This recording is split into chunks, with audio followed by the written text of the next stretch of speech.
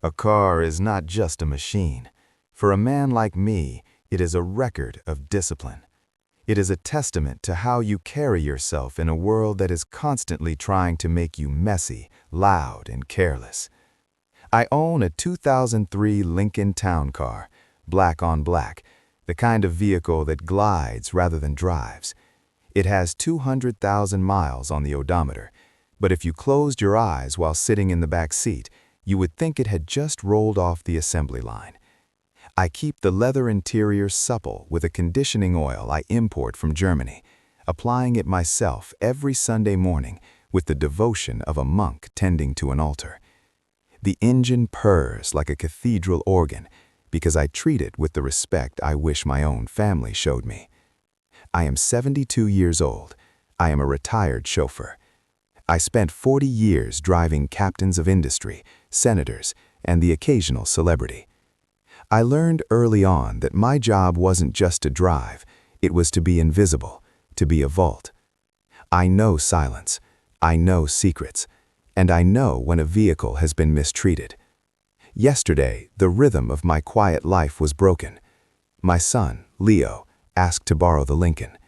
He stood in my kitchen, smelling faintly of stale beer and desperation, spinning a story about his truck being in the shop and a job interview he couldn't miss. It was a lie. I knew it was a lie the moment he opened his mouth. Leo hasn't had a job interview in 3 years. He is a 40-year-old man living in my basement, waiting for the world to hand him a living he refuses to earn. But I wanted to believe him. God help me. I wanted to believe that this time was different, that he was finally turning the corner. The alternative was admitting that my son is a grifter who sees me as nothing more than a host organism. So I gave him the keys. I placed them in his palm, feeling the damp clamminess of his skin, and I told him to be careful. He took them with a grin that didn't reach his eyes, a smile that was all teeth and no warmth. He returned the car at 2 a.m. I was awake. I am always awake at that hour. I heard the garage door rumble shut, the vibrations traveling up through the floorboards of my bedroom. Then came the footsteps. They were heavy, stumbling, chaotic. They were not the footsteps of a man returning from a late shift or a celebration. They were the footsteps of a man running from something. I didn't go down. I stayed in bed, staring at the ceiling, listening to him crash into the basement, listening to the silence settle back over the house like a suffocating blanket. This morning, the sun was bright and unforgiving. I went out to the garage with my chamois cloth and a bottle of quick detailer spray, intending to wipe down the dust before I made my coffee. It's my routine. It keeps me grounded. I walked around the rear of the car. It looked fine. I walked down the driver's side. Perfect. Then I rounded the front. I stopped. My breath hitched in my throat, a physical pain that radiated into my jaw. The front passenger fender was caved in. It wasn't just a scratch or a scrape. The metal was crumpled inward, distorted like a crushed soda can. The headlight assembly was shattered, the lens gone, the chrome bezel twisted like a broken finger pointing accusingly at the concrete floor. I stepped closer, my knees popping as I bent down. There, caught in the jagged edge of the cracked plastic bumper, was a substance that turned my stomach. It was dark, dried, and flaking. It wasn't rust, it was blood. And caught in the blood were a few strands of fabric, neon yellow, like safety gear. My heart hammered a frantic rhythm against my ribs, loud enough that I could hear it in my ears. I touched the metal. It was cold, but the violence of the impact still radiated from it. This wasn't a mailbox. This wasn't a parked car. I walked back into the house. My hands were shaking so badly I had to clasp them together to keep them from spasming. Leo was in the kitchen. He was sitting at the table, eating a bowl of cereal, scrolling on his phone. He looked hungover, his eyes puffy, his skin gray. He didn't look up when I entered. He just kept chewing, the sound wet and loud in the quiet room. "Leo," I asked. My voice trembled, lacking the authority I wanted it to have. Leo didn't even look up. He kept scrolling, his thumb flicking across the screen. "The front fender," I said, stepping closer. "It's destroyed, Leo. The headlight is gone. He stopped chewing. He sighed, a long, exaggerated sound of annoyance, as if I were interrupting important business. "It's just a scratch, Dad," I shouted, the anger finally piercing through the shock. "There is blood on it, Leo." He slammed his spoon down into the bowl. Milk splashed onto the table. He stood up, the chair screeching against the linoleum. He towered over me, using his height as a weapon, his eyes flashing with sudden, aggressive heat. "You're crazy, Dad," he spat. "Don't lie to me," I whispered. He yelled, leaning into my face. "That dent has been there for weeks. You did it. Don't you remember? You backed into that concrete pylon at the grocery store 3 weeks ago." I blinked. The world seemed to tilt on its axis. He insisted, his voice dripping with conviction. "You hit the pylon. We talked about it. I told you we'd get it fixed, but you forgot, just like you forgot to pay the electric bill last month." The gaslighting was instant, practiced, and violent. It was a physical assault on my reality. I felt a cold spike of fear in my gut. Did I? I tried to search my memory. I remembered the grocery store. I remembered parking. Did I hit something? "I don't remember hitting a pylon," I said weakly. "Of course you don't," Leo sneered, shaking his head with mock pity. "That's the problem, isn't it? You're getting confused again. You're mixing up days." He stepped closer, his voice dropping to a menacing whisper. "God, you're losing it fast. I told you to stop driving. You hit that pylon, and now you're blaming me. You're dangerous, Dad. Maybe we need to talk about the nursing home sooner than I thought, before you hurt yourself." The nursing home. The threat hung in the air like smoke. He knew it was my greatest fear, to be locked away, to lose my independence, to lose my home. He wielded it like a truncheon. I need to sit down," I stammered.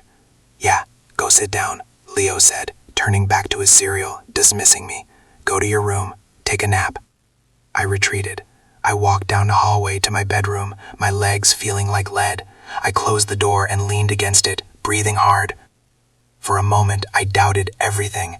I looked at my hands. Were they the hands of a man who was losing his mind?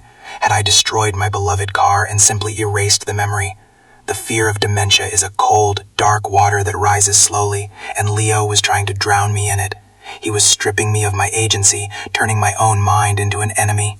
I sat in my chair, staring at the blank screen of my computer. I felt small. I felt old. I felt exactly how he wanted me to feel. But then, I looked at the mirror on the wall. I saw my reflection. I saw the eyes of a man who had driven billionaires through blizzards without a scratch. I saw a man who remembered the firing order of a V8 engine. And I remembered the Dashcam. Leo thinks technology stopped in 1990. He thinks I'm a dinosaur who can barely use a microwave. He doesn't know that last month, after he borrowed the car and returned it with an empty tank and a faint smell of marijuana, I installed a 4K Dashcam tucked behind the rearview mirror. It's sleek, discreet, and it records inside and out. I stood up. The trembling stopped. I walked back out to the garage. I moved quietly. I could hear the TV blaring in the living room. Leo was watching cartoons. I opened the passenger door of the Lincoln. I reached up behind the mirror. My fingers found the small plastic slot. I pressed the micro SD card. It clicked and popped out. I held it in my hand. It was smaller than a fingernail, but it felt heavier than a gold bar. I went back to my room. I locked the door. I sat at my computer and inserted the card into the reader. My hands felt like ice. I wasn't just checking for a traffic accident. I was checking to see if my own son was a monster. I wanted to be wrong. God, I pray to be wrong. I wanted the video to show me hitting a pylon. I wanted to be the senile old fool he said I was, because the alternative was unbearable. But when I saw the timestamp, yesterday, 1:30 a.m., and the video file loaded, I realized that some truths can't be unseen.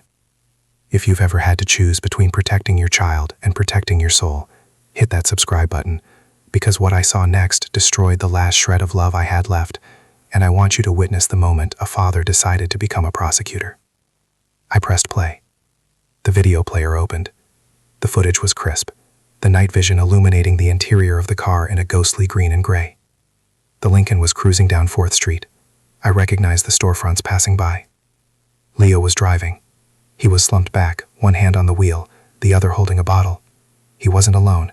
His friend, a lowlife named Jax, who I had banned from my house years ago, was in the passenger seat. They were laughing. It was a loud, raucous sound that filled my quiet room. "Pass it here," Leo said, grabbing the bottle of whiskey from Jax. He took a long pull, his head tilted back, eyes coming off the road. "Slow down, man," Jax giggled, sounding nervous. "Relax," Leo slurred. The audio was crystal clear. "Old man's asleep. He won't know." "This ride is smooth," Jack said, rubbing the leather dashboard, my dashboard. "It's a boat," Leo laughed. But it's gonna be my boat soon. My stomach churned. He was discussing my death while driving my car drunk. Then, the impact. It happened fast, but the camera caught every frame. The car swerved slightly as Leo fumbled with the bottle. In the headlights, a figure appeared. It was a bicycle. A young girl, maybe 20, wearing a reflective vest, pedaling on the shoulder. Leo didn't brake. He didn't even swerve. There was a sickening, wet thud, the sound of metal hitting bone. The girl flew.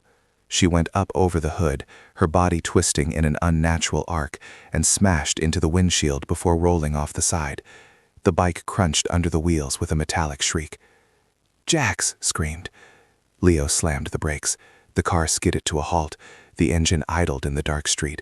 The only sound was the heavy breathing of the two men in the cab. "Oh my God!" Jack screamed, his voice cracking. "You killed her! Leo, you killed her!" Leo stared through the shattered windshield. I watched my son's face in the glow of the dashboard lights. I waited. I held my breath, gripping the edge of my desk. I waited for the horror. I waited for the humanity. I waited for him to open the door, to run out, to help, to call 911. I waited for the son I raised to appear. He didn't. Instead, his face hardened. A cold reptilian mask slid into place. His eyes narrowed. "Shut up," Leo hissed. He put the car in gear. "Jax!" yelled, grabbing the dashboard. "We gotta stop!" "No," Leah said. He punched the gas. The car peeled away, tires screeching, leaving the girl broken in the street behind them. "Jax!" shouted. "They're gonna find us!" "Relax," Leo said, checking the rearview mirror, his voice terrifyingly calm. "So," Leo smiled, a dark, twisted expression that made my blood run cold. "If the cops come, I'll tell them the old man took it out for a drive. He's senile, he wanders. They'll believe me. He won't even remember if he did it or not." Jack stared at him, stunned. "You'd frame your dad." "Better him than me," Leo said, taking another drink from the bottle. "He's got one foot in the grave anyway. He's lived his life. His insurance will cover it, the state will put him in a facility because he's dangerous, and I get the house." I paused the video. I sat in my chair, the room spinning around me. I felt like I was falling. The betrayal wasn't just the accident. Accidents happen. Drunk driving is a crime, but it's a crime of stupidity. This was different. This was premeditation. This was malice. He wasn't just a coward. He was a predator. He had planned this. In the split second after he likely killed a young girl, his first instinct wasn't guilt. It was opportunity. He saw a chance to bury me in a cell so he could live in my home without waiting for me to die. He was going to sacrifice his father to save his own skin. I heard sirens in the distance. Real sirens. They were getting closer to my house. I looked out the window. A police cruiser turned onto my street. Then another. Leo had called them. He wasn't waiting. He was executing the plan right now. He was going to meet them at the door with his tearful story about his confused, dangerous father. I didn't cry. The grief burned away in an instant, incinerated by a white-hot rage. It was replaced by the cold, hard steel of a man who used to drive for the most powerful men in the city. I learned from them. I learned that you never show your hand until the trap is set. I learned that silence is the loudest weapon you possess. I took the SD card out of the computer. I put it in my pocket. I locked the door. I picked up my phone. I didn't call a lawyer. I called my old friend, Miller. I whispered when he answered. He was retired now, but he still had friends on the force. He still carried a badge in his wallet. "Huh?" he asked. "You okay? Come to the house," I said, my voice steady as stone. "Bring your cuffs." I hung up. I stood up and smoothed my shirt. I checked my reflection in the mirror one last time. The confused old man was gone. The chauffeur was back, and I was about to take my son for his final ride.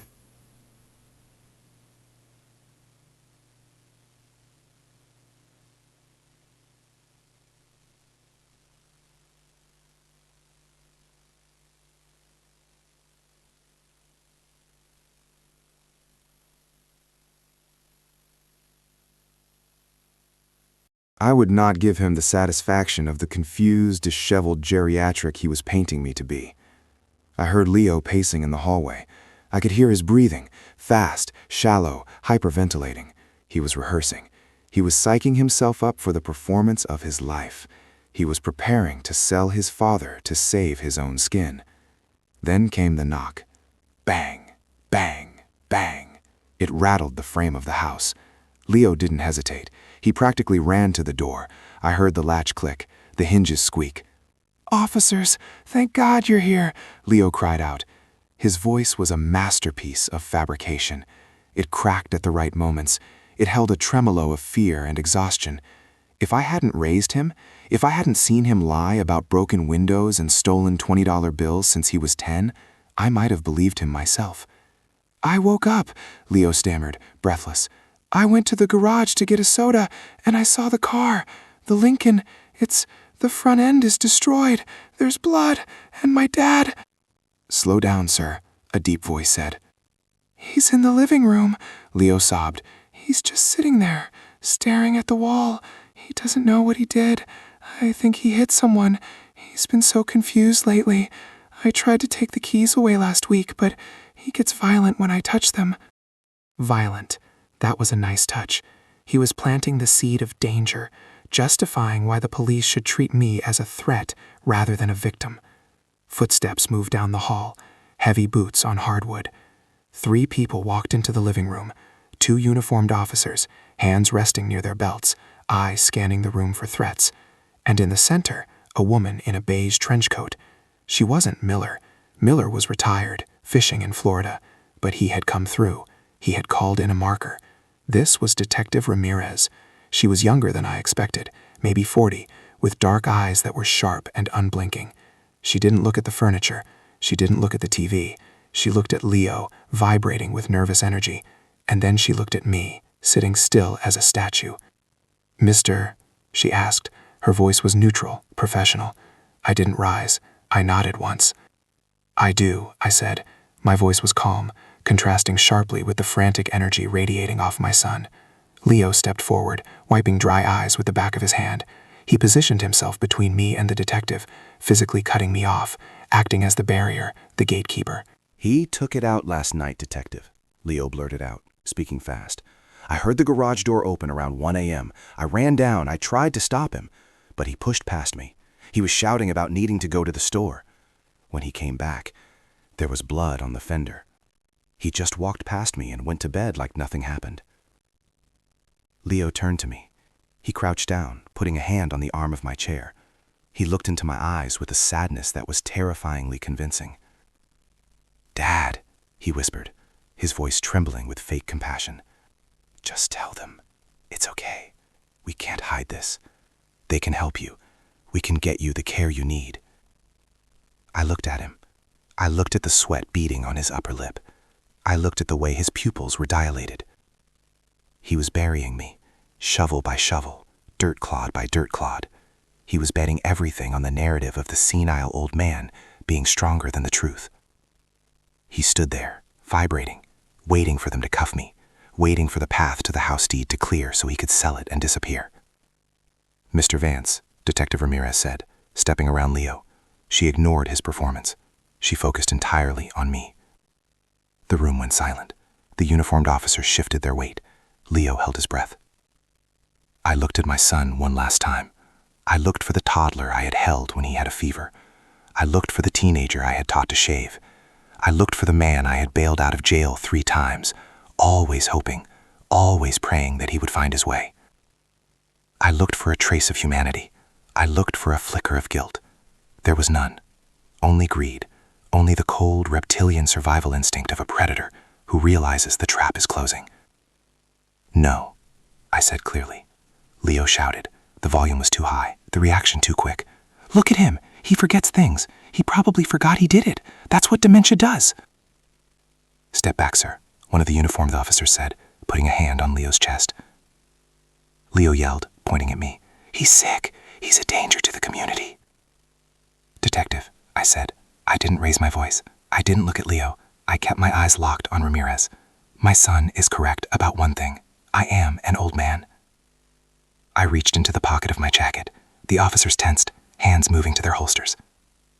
I moved slowly. I pulled out the small, black SD card. It was tiny, innocuous, a piece of plastic worth less than $10, but holding the weight of a life sentence. I installed a 4K Dashcam in the Lincoln 3 weeks ago, I said. It sits behind the rearview mirror. It records audio and video, inside and out. The silence that slammed into the room was heavy enough to break bones. It sucked the air out of the space, leaving a vacuum where Leo's arrogance used to be. Leo froze. His mouth opened, but no sound came out. It was as if I had reached into his chest and pulled the plug on his entire existence. His eyes darted to the window, then to the door, then to the detective. The color drained from his face, leaving him looking like wet dough, gray and clammy. Ramirez asked, raising a perfectly sculpted eyebrow. Yes, I said. I have already uploaded the footage to the cloud and sent a copy to my lawyer. Leo took a step back. He bumped into the coffee table. He looked like he was going to vomit. Dad, he whispered. It wasn't the dad of a concerned son. It was the dad of a child caught holding the match that started the fire. I stood up. My knees popped, but I stood straight. I walked past my son. He shrank away from me as if I were radioactive. I walked to the large television mounted on the wall. I plugged the SD card into the side of the media player. Let's watch, I said. I picked up the remote. My thumb hovered over the button. Don't, Leo whispered. I pressed play. The grainy night vision filled the 60-inch screen. The interior of the Lincoln was illuminated in ghostly greens and grays by the dashboard lights. Leo's face was unmistakable. He was driving. He was slumped back, one hand on the wheel. Beside him sat Jax, holding the bottle. The audio was crystal clear, amplified by the surround sound speakers Leo had insisted I buy last Christmas. Pass it here, Leo's voice slurred from the speakers. Slow down, man, Jax said. Relax, old man's asleep. Leo in the living room made a sound like a wounded animal, a low, keening whine. Then the impact. On the screen, the car swerved. The figure on the bicycle appeared, a young girl, the reflective vest flaring white in the headlights. There was no braking, no swerving. Thud! The sound of metal hitting bone was louder in the living room than it had been on the computer. It was a wet, crunching noise that made Ramirez flinch. The girl flew over the hood. The bike crunched under the wheels. Jax screamed on the recording. Oh my God, you killed her! Leo in the living room covered his ears. Turn it off! I didn't stop it. I turned the volume up. On the screen, Leo stared through the windshield. We all watched his face. We watched the moment he decided not to be a human being. Shut up, the video Leo hissed. No. Ramirez stepped closer to the TV, her eyes narrowing. If the cops come, I'll tell them the old man took it out for a drive. He's senile. They'll believe me. The confession hung in the air, echoing off the walls of the home he wanted to steal. Better him than me. He's got one foot in the grave anyway. His insurance will cover it, he'll go to a facility, and I get the house. The video ended. The screen went black. For 3 seconds, nobody moved. Then Leo lunged. He didn't lunge at me. He lunged at the TV. He screamed, a primal, terrified shriek. Turn it off! That's fake! That's AI! He made it up! He didn't get 3 steps. The 2 uniformed officers hit him like linebackers. They slammed him onto the carpet, the beige Berber carpet I had paid for in the house I had built with 40 years of overtime. Leo! Screamed, kicking and thrashing. Leo Vance, Detective Ramirez said, her voice cutting through the chaos like iron. They wrenched his arms behind his back. The handcuffs clicked. Click, click. They hauled him to his feet. His nose was bleeding from hitting the floor. His shirt was torn. He looked up at me, twisting his neck against the officer's grip. "Dad!" he begged. The arrogance was gone. The concerned son was gone. All that was left was pathetic desperation. "Dad, don't let them take me. Tell them it's a mistake. I'm your son. I was scared. I didn't mean it." I looked at him. I waited for the anger. I waited for the rage that had fueled me all morning. But it wasn't there. I felt a terrible, hollow peace. It was the feeling of a room after a funeral, when the guests have left, and you are finally alone with the silence. "My son died a long time ago," I said softly. Leo's eyes widened. He stopped struggling. "You're just the man who broke my car," I said. "Dad!" he screamed as they dragged him toward the door. "Dad, you can't do this!" "Get him out of here," Ramirez ordered. They dragged him out. He was screaming the whole way down the walk, blaming me, blaming the car, blaming the world for the consequences of his own hands. The door closed. The silence returned. I stood there, staring at the blank TV screen. I felt lightheaded. I reached out and steadied myself on the back of the armchair. Detective Ramirez stayed behind. She closed her notebook. She looked at me with a softness that hadn't been there before. "The victim," she said quietly. "We found her." I braced myself. "She's in critical condition," Ramirez said. "Head trauma, broken leg, but she's alive, Mr. Vance." "Alive," I whispered. I let out a breath I felt like I had been holding for 12 hours. My knees finally gave out, and I sank into the armchair. "We'll need to keep the car for evidence," she said gently. "I don't want it back," I said. "You're clear, Arthur," she said. "We have everything we need. You did the right thing." "No," I said, looking at the empty hallway where my son had just been standing. 2 weeks later, I stood in the impound lot. The sky was gray, threatening rain. The lot smelled of oil and rust. The Lincoln was parked in the back row. It looked small. It was battered, dusted for prints, wrapped in yellow evidence tape. The front end was still crushed. The blood turned black and flaky. It looked like a casualty of war. It was just metal. It was just leather and rubber. But it had been my sanctuary, and my son had turned it into a weapon. I signed the papers on the clipboard the clerk held out. "What do you want?" the clerk asked, chewing gum. "Engine's still good." "Crush it," I said. I couldn't drive it again. I couldn't sit in that seat knowing what had happened in the cabin. I couldn't look at the dashboard without seeing the ghost of my son's betrayal. I watched the forklift pick it up. I watched it disappear into the compactor. I took a taxi to the hospital. I walked down the sterile white hallway, clutching a bouquet of flowers that felt inadequate. I found the room. Maya. That was her name. She was 22. She was in bed, her leg in a cast, her face bruised and swollen, purple and yellow blooming across her skin. But her eyes were open. Her parents were there. Her father stood up when I walked in, his face hardening with suspicion. "Who are you?" he asked protectively. "I'm Arthur Vance," I said, taking off my hat. The room went quiet. They knew the name. It was the name of the man who had hit their daughter. "I'm the father," I said. The tension broke. The mother covered her mouth, tears welling in her eyes. The father's shoulders dropped. "Mr. Vance," the mother whispered. "The detective told us." "I didn't come for forgiveness," I said, placing the flowers on the table. I sat by her bed. I didn't say much. I just sat with them. I offered witness to the life that had been saved because I refused to protect the life I had created. I am alone in my house now. The basement is empty. The video games are gone. The smell of stale beer is fading. The garage is empty. The oil stain on the concrete is the only reminder that a Lincoln once parked there. I sit on my porch in the evenings, drinking my coffee, watching the sun go down. The neighborhood is quiet. I don't feel lonely. I thought I would. I thought the silence would crush me, but it doesn't. I feel clean. I lost my son, yes. I lost the car I loved. I lost the illusion of family. But I kept my soul, and in the end, that is the only vehicle that matters.